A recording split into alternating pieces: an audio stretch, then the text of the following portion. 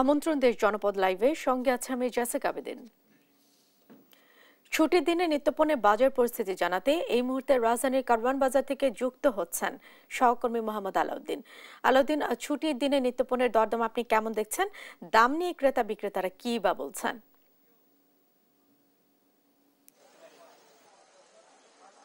Jessica, এই মুহূর্তে আমি আছি রাজধানীর কারওয়ান বাজারে এবং আমরা জানি যে দেশের সর্ববৃহৎ সবচেয়ে বড় একটি আমরা জানি যে সবচেয়ে বড় একটি পাইকারি এবং খুচরা বাজার হচ্ছে কারওয়ান বাজার, এবং ছুটির দিন এখানে এসে কিন্তু আমরা দেখতে পাই যে মানুষের ভিড় আগের মতো খুব একটা দেখা যাচ্ছে না।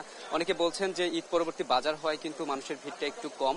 তবে ক্রেতা এবং বিক্রেতা উভয়ের সাথে আমরা কথা বলে যেমনটি জানতে পারি যে এখানে কিন্তু সবজির দাম সহ অন্যান্য যেসব নিত্যপণ্য রয়েছে সেই দাম কিন্তু কিছুটা আগের তুলনায় একটু কম রয়েছে বলে তারা জানাচ্ছিলেন, এবং সেই সঙ্গে কিন্তু তারা স্বস্তিও প্রকাশ করছেন। আমি যদি আপনাকে একটু দেখাই আমার পিছনে, যে আপনারা দেখতে পাবেন যে পূর্বের তুলনায় কিন্তু মানুষের ভিড় খুব একটা লক্ষ্য করা যাচ্ছে না ছুটির দিন হওয়া সত্ত্বেও। তবে এখানে আমরা দেখতে পাচ্ছি যে অন্যান্য যেসব নিত্যপণ্য রয়েছে যেমন চাল, ডাল, তারপর বুট, ছোলা, সরিষার তেল, মিনিকেট চাল, তারপর অন্যান্য যেসব মশলা রয়েছে সবকিছুর দামই কিন্তু হাতে নাগালে রয়েছেন বলে জানাচ্ছিলেন এখানকার বিক্রেতারা, এবং সেই সঙ্গে তারা বলছিলেন যে রমজানে যে একটা ঊর্ধ্বগতির দিকে দামটা ছিল এবং ক্রেতাদের মধ্যে যেসব ক্ষোভ ছিল সেই ক্ষোভটা কিন্তু এখন দেখা যাচ্ছে না। তারা বলছেন ক্রেতারাও কিন্তু এখানে কেনাকাটা করে তারা স্বস্তি প্রকাশ করছেন, যেহেতু দাম প্রতি কেজিতেই সবকিছুতে কিন্তু একটু করে হলেও কেজিতে 2 থেকে 3 টাকা করে হলেও কমছে। এবং সেই সঙ্গে আমরা এখানে দেখতে পাচ্ছি যে এখানে একজন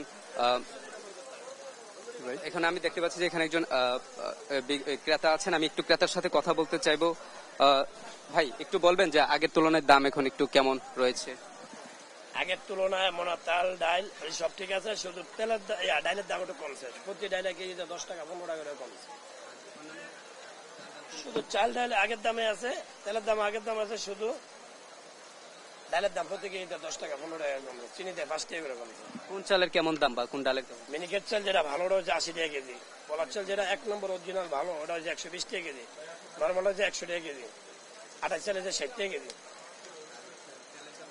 তেলের দাম হচ্ছে 170 টাকা লিটার।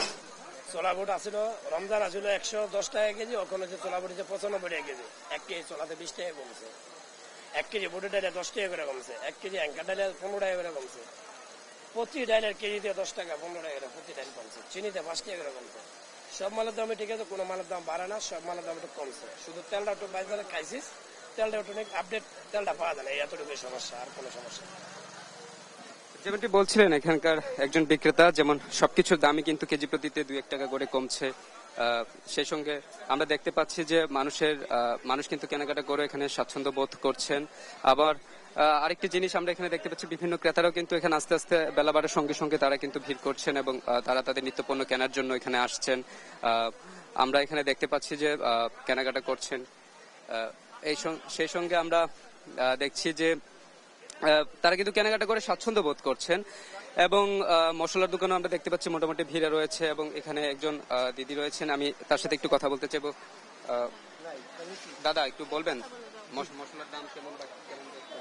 মশলা কিনতেছি, মশলার দাম ঈদের মতোই আছে, মানে ঈদের যে রেটটা ছিল ওটা কমে নাই আসলে।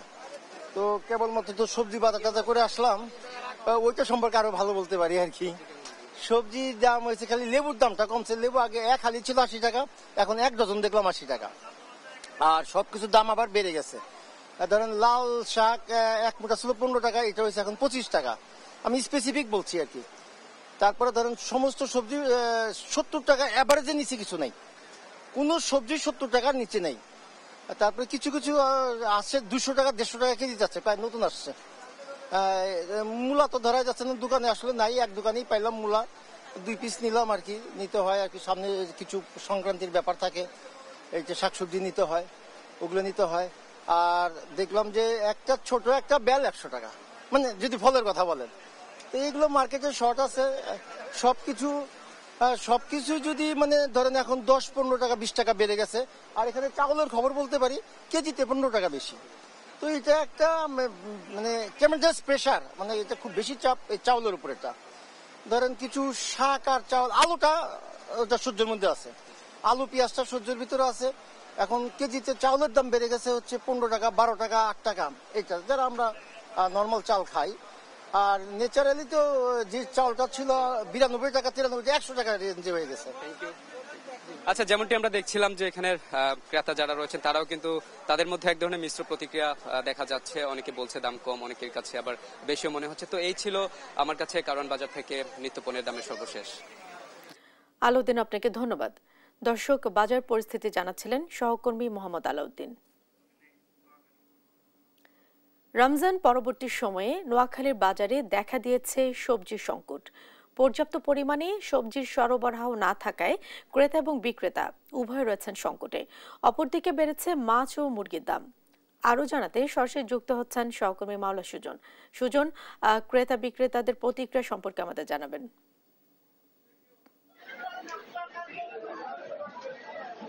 জেসিকা, যেমনটি বলছিলেন আপনি যে রমজান পরবর্তী বাজারে যে নোয়াখালীতে যে সবজির প্রচুর পরিমাণে সংকট দেখা দিয়েছে। তো কারণ হিসেবে যেটি জানা গিয়েছে যে গ্রীষ্মকালীন যেসব সবজি আবাদ করা হয়েছে সেগুলো এখনো বাজারে না আসা কিন্তু এই সংকটের অন্যতম কারণ বলে জানিয়েছেন বিক্রেতারা। তো আসলে সকাল থেকে বাজার ঘুরে যে চিত্রটি আমরা দেখতে পেয়েছি যে শীতকালীন সবজির মৌসুম শেষ হওয়ার পরপরেই কিন্তু যে বাজারে যে সবজি আসার কথা গ্রীষ্মকালীন সেসব সবজি কিন্তু তেমন একটা আসছে না।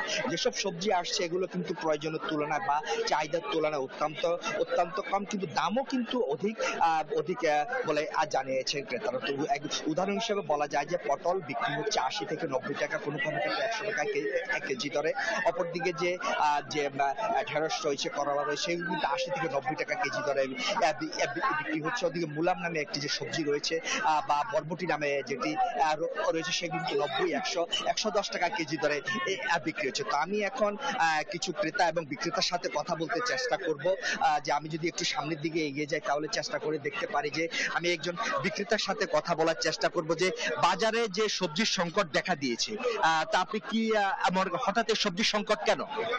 গ্রীষ্মকালে সবজির আমদানি একটু কম আর কি, তার জন্য একটু বেশি হয়। এরকম সিজনে একটু দাম বেশি থাকে, এটাই আমার। ক্রেতাদের একটি অভিযোগ রয়েছে হঠাৎ করে সবজির দাম বেড়ে গিয়েছে, কারণটা কি? আমদানি কম, এর জন্য একটু বেশি রেট। এটাই। ধন্যবাদ। তিনি যেমনটি জানিয়েছেন যে সরবরাহ কম থাকা কিন্তু সবজির যে বাজার সেটি হঠাৎ করে বেড়েছে। আমি একজন ক্রেতার সাথে কথা বলার চেষ্টা করব। বাজার পরিস্থিতি আপনি কেমন দেখছেন?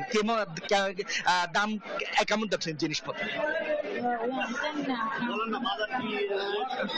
আমি তো একটু কম শুনি, আমার থেকে আমাকে যদি একটু বলেন যে বাজারের পরিস্থিতি কেমন দেখছেন, জিনিসপত্রের দাম কেমন? আমি হিয়ারিং ইউজ করি, একটু কম শুনি। আমি একটু এগিয়ে যাওয়ার চেষ্টা করি। যদি আমি এখন যদি একটু মাছ মুরগির বাজারের দিকে যাওয়ার চেষ্টা করি তাহলে দেখতে পাবো যে কিন্তু প্রচুর ক্রেতা রয়েছে, কিন্তু তাদের প্রত্যেকেরই যে ক্রেতাদের সাথে কথা বলেছি কিছু কিছু তারা জানিয়েছে যে আসলে যে মাছের দাম বাড়তির দিকে রয়েছে। অপরদিকে মুরগিরও কিন্তু প্রায় যে ব্রয়লার মুরগি বিক্রি হচ্ছে 190 থেকে 200 টাকা কেজি দরে, লেয়ার মুরগি বিক্রি হচ্ছে 340 টাকা কেজি দরে, কক মুরগি এবং সোনালী মুরগি বিক্রি হচ্ছে 300 থেকে 350 টাকা কেজি দরে। অপরদিকে যে দেশি মুরগি যেটি রয়েছে সেটি বিক্রি হচ্ছে প্রায় 600 টাকা কেজি দরে বিক্রি হচ্ছে। তো আমি এখন একটু মাছ বাজারে যাওয়ার চেষ্টা করব। যে বাজারে কিন্তু যে সামনে যে নববর্ষকে সামনে রেখে কিন্তু বাজারে ইলিশের সংকট রয়েছে। যে বাঙালি যে পান্তা ইলিশ সেটির একটি প্রভাব বাজারে পড়েছে বলে জানা গিয়েছে। বাজারে আমি এখন একজন বিক্রেতার সাথে কথা বলার চেষ্টা করব যে বাজারে ইলিশ কেমন রয়েছে, বাজারে ইলিশের পরিমাণ কেমন? ইলিশ কম। দাম কেমন? ইলিশের দাম বেশি। কেমন দামে বিক্রি হচ্ছে? ওই মেয়ের লোক কথা কয়, আমি মাথা বাজারে ইলিশের দাম কেমন? ইলিশ আয়ত্তের ভিতরে আছে, এখন একটু ছোট ছোট ইলিশ পাওয়া যাচ্ছে, বড় ইলিশ কম। ধন্যবাদ আপনাকে। তিনি জানেন ইলিশ মাছ কম রয়েছে বাজারে। আমি একজন এখন ক্রেতার সাথে কথা বলার চেষ্টা করব। বাজার পরিস্থিতি কেমন দেখছেন? বাজার পরিস্থিতি এই কোথাও বেশি কোথাও কম এখনো আছে, নাই যে তা না। আবার কিছু কিছু দাম জিনিসের দাম একটু কমছে, আবার তরকারির দাম এখন আবার বেড়ে গেছে। আবার বলতে দিন যেটা কমে গেছিল এখন তরকারির দাম বাড়ছে। মাছের দাম আছে মোটামুটি, বেশি কমে এই আর কি, তবে আর একটু কম হলে ভালো হইতো। ধন্যবাদ আপনাকে। আসলে তিনি যেমনটি জানিয়েছে বাজার পরিস্থিতি একটা অনিয়ন্ত্রিত বা অপরিবর্তিত, হঠাৎ করে বাড়ে আবার হঠাৎ করে কমে যায়। অপরদিকে গরুর মাংস কিন্তু বিক্রি হচ্ছে 800 টাকা কেজি এবং খাসির মাংস বিক্রি হচ্ছে 1100 থেকে 1200 টাকা কেজি করে। এ হচ্ছে নোয়াখালী থেকে আমার কাছে বাজার পরিস্থিতি নিয়ে সর্বশেষ। সুজন, আপনাকে ধন্যবাদ। দর্শক, নোয়াখালীর বাজার দর সম্পর্কে জানাচ্ছিলেন সহকর্মী মালয় সুজন। জয়পুরহাটে বাজারগুলোতে কিছুটা কমেছে শাক সবজির দাম। আরো জানাতে সরাসরি যুক্ত হচ্ছেন আমাদের সহকর্মী রেজাউল করিম রেজা। রেজা, জনসাধারণের মধ্যে কি কিছুটা স্বস্তি দেখা যাচ্ছে? আর আরেকটা বিষয় জানাবেন যে নিম্ন আয়ের মানুষের হাতের নাগালে কি সবজির দাম কিছুটা কমে এসেছে কিনা, কি দেখছেন আপনি? সার্বিক পরিস্থিতি জানাবেন। ধন্যবাদ জেসিকা। আমি এখন দাঁড়িয়ে আছি জয়পুরহাটের এই শহরের প্রতিদিনের যে বড় বাজার, এটা হচ্ছে মাসুয়া বাজার বা সাহেব বাজার বলে থাকে, এটা পৌরসভার সংলগ্ন আর কি। এবং জয়পুরহাট শহরের এবং আশপাশের যে সাধারণ ক্রেতারা এই বাজারে কিন্তু, এই মাসুয়া বাজারে কিন্তু প্রতিদিনই কিন্তু বাজার করে থাকেন। তো একটা বিষয় জানিয়ে রাখি যে এই রমজান পরবর্তী সময়ে এবং রমজানের আগে যে ঊর্ধ্বগতি বাজারের যে দামগুলো ছিল, যে কাঁচা সবজির বাজার, শাকসবজির বাজার, এই শাকসবজির বাজারে কিন্তু অনেকটাই স্বস্তি মিলেছে। তো আপনাকে একটা বিষয় জানিয়ে রাখি যে এটা কৃষি প্রধান এলাকা। কৃষি প্রধান এলাকা হিসেবে এখানে কিন্তু কৃষির যে উৎপাদনের যে আলু উৎপাদনে, এটা দেশের দ্বিতীয় বৃহত্তম আলু উৎপাদনের জেলা। সেই আলুর দাম কিন্তু মোটামুটি অন্য বছর যে আলু এবং অন্যান্য যে সবজির দাম, এই সময় কিন্তু মোটামুটি আরো একটু ঊর্ধ্বগতি থাকে। তো এখন যেটা আমরা দেখতে পাচ্ছি যে আলু 15 থেকে 20 টাকা কেজি, টমেটো আপনার 20 টাকা কেজি। তো শাকসবজি অন্যগুলো যদি বলি, যে পটলের দাম 60 টাকা আজকের বাজার যাচ্ছে, গত কয়েকদিন আগে 80 টাকা ছিল। এখানে করলার দাম 60 টাকা এবং কাঁচা মরিচ কিন্তু বিক্রি হচ্ছে 50 থেকে 60 টাকা। তো সর্বোপরি বলা যায় যে ঢেঁড়সের দামও কিন্তু ওরকমই 50-60 টাকা কেজি। তো এখানকার যে ক্রেতারা যে স্বস্তি মোটামুটি পেয়েছে, একজন ক্রেতার সঙ্গে আমি কথা বলে জানতে চাই যে আপনি তো বাজার করতে এসেছেন, কি অবস্থা বাজারে? বাজার এখন মোটামুটি আমাদের লাগালের ভিতরে আছে। আলু 20 টাকা কেজি, 15 থেকে 20 টাকা কেজি। আপনার টমেটো 15 থেকে 20 টাকা কেজি। আপনার করলা আপনার 40 থেকে 60 টাকা কেজি। আমাদের লাগালের মধ্যে আছে। বর্তমান মাছ এবং মুরগির বাজারটা আমাদের হাতের নাগালের বাইরে আছে। এটা একটু মনিটরিং করলে আমাদের জন্য ভালো হয়, আমরা সাধারণ জনগণ একটু উপকৃত হতাম। একজন এখানকার বিক্রেতার সাথে কথা বলে জানতে চাই। তা আপনি তো প্রতিদিন বাজারে কেনা বেচা করেন, কি অবস্থা এখন, কি সাড়া পাচ্ছেন, কেমন আপনার দাম কেমন? একটু সহনীয় পর্যায়ে আছে, ক্রেতারা স্বাচ্ছন্দ্য ভাবে ক্রয় করতে পারছে। এখন মনে করেন পটল যেটা চিকনটা 60 টাকা কেজি, মোটাটা চিকনটা 80 টাকা কেজি, মোটাটা 60 টাকা, করলা 50 টাকা 60 টাকা, কাঁচামরিচ ভালোটা 50 টাকা। ধন্যবাদ। তো একটা বিষয় জানিয়ে রাখি যে এখানে বাজার মনিটরিং এর জন্য যে জেলা প্রশাসক আফরোজা আক্তার চৌধুরীর সাথে আমি কথা বলেছি কিছুক্ষণ আগে। উনি কিন্তু এই রমজান থেকে শুরু করে এখন পর্যন্ত বাজার মনিটরিং উপজেলা পর্যায়ে নির্বাহী ম্যাজিস্ট্রেট একজন করে এবং জেলা পর্যায়ে প্রতিদিনই কিন্তু 2 জন নির্বাহী ম্যাজিস্ট্রেট এবং বিভিন্ন ভ্রাম্যমাণ আদালত পরিচালনা করে থাকে। তো বাজার মোটামুটি স্থিতিশীল আছে সবজির বাজারে। তো এই সবজির বাজারে এমন থাকলেই সাধারণ ক্রেতারা স্বস্তি পাবেন, এমনটি জানিয়েছেন। তো এই ছিল আমার জয়পুরহাট থেকে এই সবজির বাজারের সর্বশেষ পরিস্থিতি। আমি এখন স্টুডিওতে জেসিকার কাছে চলে যাচ্ছি। জেসিকা। রেজা, আপনাকে ধন্যবাদ নিত্য পণ্যের দরদাম সম্পর্কে জানাবার জন্য। দেখছেন দেশ জনপদ লাইভ।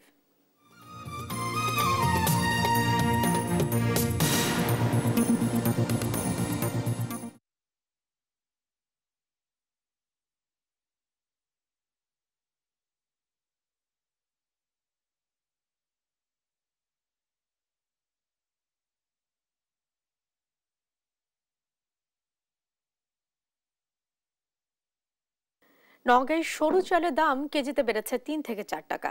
আগের দামে স্থিতাবস্থায় রয়েছে মোটা চালের দাম। আরো জানাতে সরাসরি যুক্ত হচ্ছেন সহকর্মী কাজী কামাল হোসেন। কামাল, দেশের বাইরে থেকে চাল আমদানি করা হলেও দাম কেন বেড়েই চলেছে?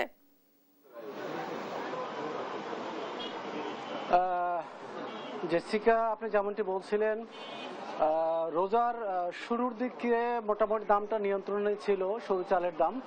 তবে রোজার এক সপ্তাহ পরে থেকে মূলত সরু চালের দাম বৃদ্ধি হওয়া শুরু হয়েছে। পাইকারিতে 3 থেকে 4 টাকা এবং খুচরাতে 4 থেকে 5 টাকা সরু চালের দাম বৃদ্ধি হয়েছে। যেদিকে আপনি জানেন নওগাঁ দেশের অন্যতম চাল উৎপাদনকারী জেলা এবং এর বছরে প্রায় 17 থেকে 20 লক্ষ মেট্রিক টন চাল উৎপাদিত হয়ে থাকে। তবে এর বাইরেও প্রায় 80 বা 90-এর দশকে নওগাঁতে প্রায় 1.5 থেকে 2 হাজার অটো এবং হাস্কিং চালকল প্রতিষ্ঠিত হওয়ার কারণে নওগাঁ এবং নওগাঁর আশপাশের বিভিন্ন জেলা থেকে ধান আমদানি করা হয়। বিশেষ করে বগুড়া, জয়পুরহাট, চাঁপাই, নবাবগঞ্জ এবং দিনাজপুরের মতো জেলা থেকে ধান আমদানির কারণে নওগাঁ চাল উৎপাদনে দেশের অন্যতম প্রধান জেলা বলা হয়ে থাকে। আমি যেটি আপনাকে জানাতে চাই সেটা হলো যে নওগাঁয় মোটা চালের দাম যেগুলো সেটা মোটামুটি 2 থেকে 3 মাস যাবৎ মোটামুটি নিয়ন্ত্রণে বলা চলে। তবে সরু চালের দামটা এই মুহূর্তে বিশেষ করে নওগাঁর বিভিন্ন হাট বাজারে কাটারিভোগ এবং জিরা যে ধান, এই ধানগুলো সরবরাহ একেবারে শূন্যের কোঠায় বলা চলে, নাই বললেই চলে, যে কারণে মূলত দাম বেড়েছে। আমি ব্যবসায়ী, চালকল ব্যবসায়ী এবং ক্ষুদ্র ব্যবসায়ীদের সাথে কথা বলার চেষ্টা করেছি। তারা আমাকে যেটা জানিয়েছেন যে আসলে এই সময় হাটে তেমন একটি কাটারি এবং জিরা চাল আসলে পাওয়া যাচ্ছে না, এই ধানগুলো পাওয়া যাচ্ছে না, যে কারণে মূলত এই কৃত্রিম সংকট সৃষ্টি হয়েছে। তবে তারা এই প্রত্যাশাও করেছে যে মোটামুটি আগামী 1 মাসের মধ্যে হয়তো নতুন ধান আসলে ধানের দাম কমে আসবে। তো আমি এই মুহূর্তে একটা ক্ষুদ্র ক্রেতার কাছে কথা বলবো যে আসলে চালের দাম যে আসলে একটু বেড়েছে, বিশেষ করে সরু চালের দাম, এটা নিয়ে আপনার প্রতিক্রিয়াটা কি? আসলে আমরা নিম্ন আয়ের মানুষ, আমাদের চাল কিনতে খুব অসুবিধাই হয়, আমাদের আয় নাই, কিন্তু চালের দাম যে 4 থেকে 5 টাকা বৃদ্ধি পেয়েছে এটা থেকে খুব কষ্টই হয়। জেসি, আপনি শুনছিলেন যে আসলে একজন ক্রেতার অভিব্যক্তি। মূলত আমি এটা নিয়ে কথা বলেছি, বিশেষ করে চালকল মালিক সমিতির নেতাদের সাথে কথা বলেছি, ক্ষুদ্র ব্যবসায়ীদের সাথে কথা বলেছি। তারা আমাকে যেমনটি জানিয়েছেন যে ইরি মৌসুম এখন চলছে, হয়তো আগামী 1 থেকে 1 মাসের মধ্যে মোটামুটি নতুন ধান বাজারে উঠবে এবং নতুন ধান যখন বাজারে উঠবে তখন হয়তো এই যে কৃত্রিম সংকট, বিশেষ করে এই যে সরু চালের ক্ষেত্রে যে সমস্যার সৃষ্টি হয়েছে সেটি হয়তো অনেকটাই কেটে যাবে, এমনটি প্রত্যাশা করছেন সাধারণ ব্যবসায়ী মহল। এবং সেক্ষেত্রে ক্ষুদ্র যারা নিম্ন মধ্যবিত্ত যারা ক্রেতা আছেন তাদের এই সমস্যায় থাকবে না বলে অনেকে প্রত্যাশা করছেন। এই মোটামুটি নওগাঁ থেকে মানে চালের বাজার নিয়ে আমার কাছে এই তথ্য ছিল। জেসিকা। কামাল, আপনাকে ধন্যবাদ। দর্শক, নওগাঁ থেকে যুক্ত ছিলেন সহকর্মী কাজী কামাল আহমেদ। নববর্ষ প্রস্তুতি নিয়ে সংবাদ সম্মেলন করছে ঢাকা বিশ্ববিদ্যালয় কর্তৃপক্ষ। আমরা এখন সরাসরি চলে যাচ্ছি সেখানে। যারা র্যালিতে সাধারণ মানুষ অংশগ্রহণ করবেন, পুলিশের তরফ থেকে তাদের প্রতি নির্দেশনা থাকবে, তারা বাংলা মোটর ওই দিক দিয়ে যারা আসবেন বাংলা মোটর দিয়ে টিএসসি হয়ে উপাচার্য, আমাদের ধারণা আমাদের র্যালির টেইলটা উপাচার্য মহোদয়ের বাংলোর গেট পর্যন্ত পৌঁছে যাবে, ওখান থেকেই তারা টেইলে অংশগ্রহণ করবেন। এছাড়া আমাদের টেইলটা যখন শাহবাগে এসে যাবে তখন এই ব্লকেট গুলো খুলে দেওয়া হবে, এদিকে যারা থাকবেন তারা তখন টেইলে অংশগ্রহণ করে র্যালিতে অংশগ্রহণ করতে পারবেন।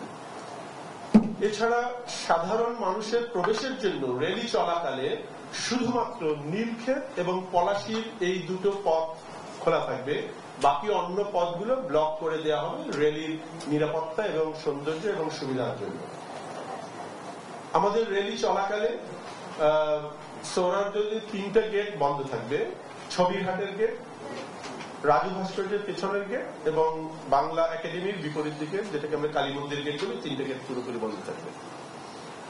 আমাদের র্যালিতে মূলত আমরা শৃঙ্খলা রক্ষার জন্য আমাদের নিজস্ব স্বেচ্ছাসেবক বাহিনী থাকবে, এখানে বিএনসিসি রোভার রেঞ্জারের একটি বড় বহর থাকবে, চারুকলার শিক্ষার্থীরা থাকবেন, আমার স্টাফ ডক্টর এবং ডক্টরাল টিমের সদস্যরা থাকবেন, আমাদের এখানে গ্রিন ফিউচার ফাউন্ডেশন কাজ করে তাদের 70 জন থাকবেন এবং এরা র্যালির শৃঙ্খলা এবং রুট ঠিক করার জন্য দায়িত্বে থাকবেন।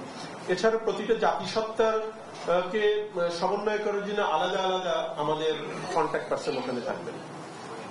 আর বরাবরের মতো আইন শৃঙ্খলা রক্ষাকারী বাহিনী যথারীতি দায়িত্ব পালন করবে। তবে আমরা এবার যেটা সিদ্ধান্ত নিয়েছি, আমাদের র্যালির বহরের সামনে আইন শৃঙ্খলা রক্ষাকারী বাহিনীকে না রাখার সিদ্ধান্ত নিয়েছি। আইন শৃঙ্খলা রক্ষাকারী বাহিনী বরাবর আমরা দেখেছি এমন ভাবে থাকেন, তাতে অনেক সময় মনে হয় এটা পুলিশের র্যালি হচ্ছে। তো আমরা সেটা থেকে ফিরে আসতে চাই। আমরা এটা আমাদের র্যালি, যাতে এটা আপনারা যখন ছবি তুলেন বা অন্যভাবে প্রকাশিত হয়, সেটা জেনে বোঝা যায় যে এটা একটা পহেলা বৈশাখের র্যালি। তো আইন শৃঙ্খলা রক্ষাকারী বাহিনী তাদের কৌশলগত ঠিক করেছেন এবং তারাও আমাদের র্যালির দুই পাশে থাকবেন। আমাদের একটা চ্যালেঞ্জ হলো যে র্যালি যখন চলবে, বিশেষ করে সামনের দিকে যারা থাকেন, আমাদের এবার 28টা জাতিগোষ্ঠী থাকবে, পেছনে অন্যান্য সাংস্কৃতিক গোষ্ঠী থাকবে, বেসরকারি বিশ্ববিদ্যালয় থাকবে। আমাদের প্রত্যাশা থাকবে পাশ দিয়ে কেউ না ঢুকেন র্যালির মধ্যে, এবং এক্ষেত্রে আপনাদের সহযোগিতা খুব জরুরি। আপনাদের প্রচার এটা আমাদেরকে হয়তো সহায়তা করবে। সাধারণ মানুষের কাছে বার্তাটা পৌঁছে দেওয়া অত্যন্ত জরুরি। আমরা যদি পাশ দিয়ে সাধারণ মানুষ ঢুকে, তখন র্যালির শৃঙ্খলা এবং সৌন্দর্য নষ্ট হওয়ার আশঙ্কা থাকে। সেই জন্য আমরা আমাদের প্রচেষ্টা থাকবে সাধারণ মানুষের এই স্বতঃস্ফূর্ত অংশগ্রহণ থাকবে এবং তারা র্যালির টেইল দিয়ে অংশগ্রহণ করবে। এবং এই র্যালি চলাকালে র্যালির নিরাপত্তা এবং ক্রাউড নিয়ন্ত্রণের জন্য আমরা সিদ্ধান্ত নিয়েছি এবং অলরেডি অবহিত করেছি, সকাল থেকে দুপুর 8টা পর্যন্ত মেট্রোর শাহবাগ এবং টিএসসি স্টেশন দুটো বন্ধ থাকবে। মানে এখানে যাত্রী উঠবে না এবং নামবে না। মেট্রো চলবে কিন্তু এটা চলবে না। বাট 11টা-12টার পরে আমাদের র্যালি শেষ হয়ে গেলে এই দুটো ওপেন হয়ে যাবে। এই হলো আমাদের নিরাপত্তা এবং রুটের বিষয়ে আলোচনা। এবং রুটের ব্যাপারে ঢাকা মেট্রোপলিটন পুলিশ ম্যাপিং করবেন, তারা প্রচার করবেন। আমরাও আভ্যন্তরীণভাবে আমাদের পিআরও অফিস থেকে আমাদের ভিতরে যারা আছেন শিক্ষক, কর্মকর্তা, কর্মচারী, তাদেরকে বার্তা দেওয়ার জন্য আমরা এটা প্রচার করব এবং আপনাদেরও সহযোগিতা নিব। আশা করি আপনারাও আমাদের এই প্রচারের কাজে সহযোগিতা করবেন। প্রচারটা অত্যন্ত জরুরি। আরেকটা হলো, যারা আপনার মতিঝিল বা ওই অঞ্চল দিয়ে আসবেন আমাদের এখানে প্রবেশ করার জন্য, সবাই যে র্যালিতে আসবেন তা নয়, অন্যান্য কর্মসূচিতে অংশগ্রহণ করবেন। আমাদের ক্যাম্পাসের ভিতরে তখন অনেকগুলো কর্মসূচি থাকবে। আপনারা জানেন, বটতলায়, হাকিম চত্বরে বিভিন্ন বিভাগের কর্মসূচি থাকে, বিভিন্ন ছাত্র সংগঠনের কর্মসূচি থাকে। তাদের জন্য আমরা অনুরোধ বার্তা পাঠাবো, তারা সবাই যেন র্যালি শেষ হওয়ার আগ পর্যন্ত পলাশী এবং নীলফের এই দুটো গেট ব্যবহার করেন এখানে আসার জন্য। এবং আমাদের আরেকটা অনুরোধ থাকবে, পিয়ারো আমাদের এটা বলে দিবেন যে পহেলা বৈশাখ আমরা যারা শিক্ষক, কর্মকর্তা, কর্মচারী আমরা যারা এখানে আসবো, আমরা আমাদের নিজস্ব আইডি কার্ড ব্যবহার করব এবং চারুকলা অনুষদ তাদের শিক্ষক, কর্মকর্তা যারা এই প্রোগ্রামে কাজ করেন তাদের জন্য বিশেষ পরিচয়পত্র দিয়েছেন, যাতে করে শাহবাগ দিয়ে প্রবেশ করতে তাদের কোনো অসুবিধা না। মানিকগঞ্জের আরিচা মহাসড়কে সিএনজি চালিত অটোরিকশা, ভ্যান, লেগুনা, ব্যাটারি চালিত রিকশা, ইজিবাইক, মাহেন্দ্র, টমটমে বিপজ্জনক ওভারটেকিং ও বেপরোয়া গতির কারণে প্রায় ঘটছে দুর্ঘটনা। আরো জানাতে সরাসরি যুক্ত হচ্ছেন আমাদের সহকর্মী আব্দুল আলিম। আলিম, মহাসড়কে এসব অবৈধ যানে দৌরাত্ম্য রোধে প্রশাসন কি কোনো ধরনের ব্যবস্থা নিয়েছে কিনা, কি দেখছেন আপনি? হ্যাঁ জেসিকা, যেমনটি বলছিলেন, দেশের দক্ষিণ পশ্চিমাঞ্চলের 21 জেলার অন্যতম যে সড়ক সেটা হচ্ছে ঢাকা আরিচা মহাসড়ক।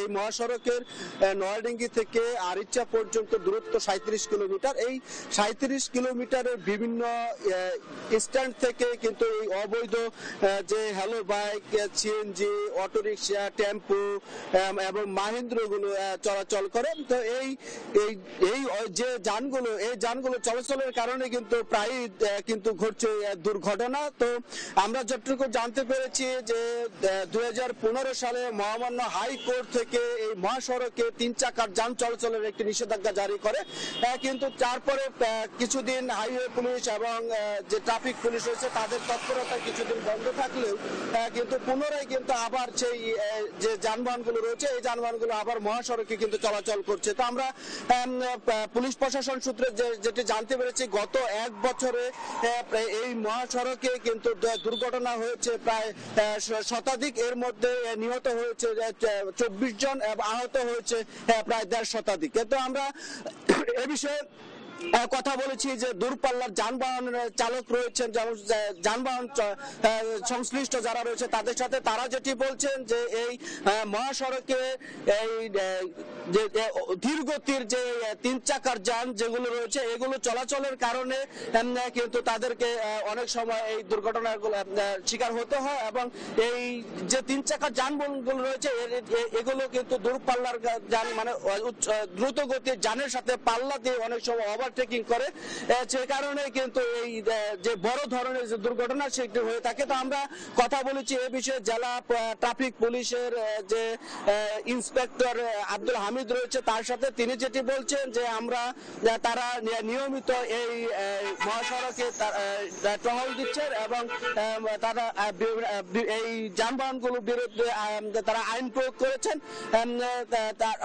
কিন্তু আমরা অপরদিকে দেখতে পেয়েছি যে হাইওয়ে পুলিশের কিন্তু তেমন তৎপরতা আমরা পাইনি। তো হাইওয়ে পুলিশের সাথে কথা বলেছি, তারা যেটি বলছেন যে তারা বিভিন্ন পয়েন্টে তাদের অভিযান পরিচালনা অব্যাহত আছে এবং তারা প্রায় শতাধিক যানবাহন গত 1 মাসে কিন্তু তারা আটক করেছে এবং প্রায় 1000 যানবাহনের উপর তারা আইন প্রয়োগ করেছে, প্রায় 2 কোটি টাকার উপর জরিমানা করা হয়েছে। তো আমরা এ বিষয়ে কথা বলেছি যে যাত্রী যারা রয়েছেন, যে এই যে অবৈধ যানবাহন যে যাত্রীরা চলাচল করে, তারা যেটি বলছেন যে যদি সরকার এই 3 চাকার যানবাহন এই মহাসড়কে চলাচল বন্ধ করার উদ্যোগ নেয় তাহলে কিন্তু দুর্ঘটনা অনেকটাই কমে যাবে। তো এই যে দুর্ঘটনাগুলো ঘটছে এগুলো কিন্তু এই মহাসড়কে 3 চাকার যান চলাচলের কারণে কিন্তু বেশি হচ্ছে বলে সংশ্লিষ্ট দাবি করেছেন। তো আমরা এ বিষয়ে কথা বলেছি, নিরাপদ সড়ক চাই যে নিষ্ঠা যে সভাপতি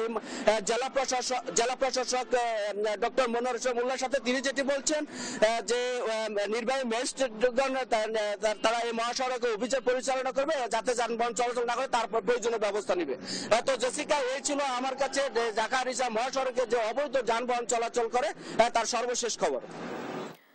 আলিম, আপনাকে ধন্যবাদ। দর্শক, 3 চাকার যান চলাচলের বিষয়ে জানাচ্ছিলেন আমাদের সহকর্মী আব্দুল আলিম। জামালপুরের সানন্দবাড়িতে একটি ব্রিজের অভাবে প্রতিদিন ঝুঁকি নিয়ে নদী পার হতে হয় লাখো মানুষকে। ব্রিজ না থাকায় রৌমারী ঢাকা হাইওয়ে রাস্তার সুবিধা পাচ্ছে না এই অঞ্চলের মানুষ। আরো জানাতে সরাসরি যুক্ত হচ্ছেন আমাদের সহকর্মী রিয়াদ হাসান হৃদয়। ব্রিজ নির্মাণে কর্তৃপক্ষ কোনো ধরনের ব্যবস্থা নিয়েছে কিনা, আর এ নিয়ে প্রশাসনের সাথে আপনার কথা হয়েছে কিনা, আর যদি কথা হয়ে থাকে কি বলছেন তারা? ধন্যবাদ। আসলে এই যে মানুষের দুর্ভোগ এবং চরাঞ্চলের মানুষের যে কষ্ট, সেটি কিন্তু এই যে আমি যে স্থানে দাঁড়িয়ে রয়েছি এই ব্রিজটি পারে না আসলে, এই নদীর পারে না আসলে বোঝা যাবে না। যদি আমি আপনাদের একটু বলি যে জামালপুরের দেওয়ানগঞ্জে এই সানন্দবাড়ি এই নবীনাবাদ যে ঘাটটি রয়েছে, এই ঘাটের এই ব্রিজটি স্বাধীনতার পর থেকেই এই অঞ্চলের মানুষের চাহিদা ছিল এই ব্রিজটি, কিন্তু এই ব্রিজটি এখন পর্যন্ত কোনো আশার আলো তারা দেখেননি। আমি যদি আপনাদের একটু দেখাই তাহলে দেখবেন যে এই ব্রিজটি দিয়ে প্রতিনিয়ত আমরা দেখেছি যে শত শত মানুষ এখানে পারাপার করে। তারা মূলত যেটি বলছে, আমি এই ব্রিজটি দিয়ে কিন্তু মূলত টোল দিয়ে পারাপার হয় এবং এটি জেলা পরিষদ থেকে ডাকের মাধ্যমে এখানে ইজারা দেওয়া হয়েছে। তবে এই অঞ্চলের মানুষ কৃষিকাজের সাথে নির্ভরশীল, যার কারণে আমরা দেখেছি যে বিভিন্ন সময় তারা যে ফসলগুলো চাষাবাদ করে থাকে সেটি বিক্রি করতে হলেও এই সানন্দবাড়ি বাজারে আসতে হয়। আমি একটু আপনাদের বলে রাখি যে আসলে সানন্দবাড়ি যে বাজারটি রয়েছে, এই বাজারটি প্রত্যেক বছর সরকারকে ট্যাক্স দিয়ে থাকে প্রায় কোটি টাকার উপরে, এবং এই বাজারটিতে আসার জন্য যে ঢাকা এবং রৌমারী যে হাইওয়ে রাস্তাটি রয়েছে, এই হাইওয়ে রাস্তাটিতে যদি জনগণ যদি কিছু নিয়ে যেতে চায় তাহলে প্রায় আমরা যদি বলি যে প্রায় 20 কিলো রাস্তা ঘুরে কিন্তু ওই হাইওয়ে রাস্তায় উঠতে হয়। অপরদিকে এখানে যদি একটি ব্রিজ হতো তাহলে কিন্তু খুব সহজেই মানুষ মাত্র 3 কিলো রাস্তার পরেই কিন্তু হাইওয়ে রাস্তায় উঠতে পারত। আমরা একটু কথা বলতে চাইবো, এখানে রয়েছে আমাদের এই চরামখাও ইউনিয়নের চেয়ারম্যান সাহেব। আমি আসলে এই ব্রিজের বিষয়ে আপনাকে জানতে চাচ্ছি যে এই ব্রিজটি আসলে কি বলছে, প্রশাসন কি বলছে, কেন ব্যবস্থা হচ্ছে না, মানুষের দুর্ভোগ আসলে লাঘব হবে কখন?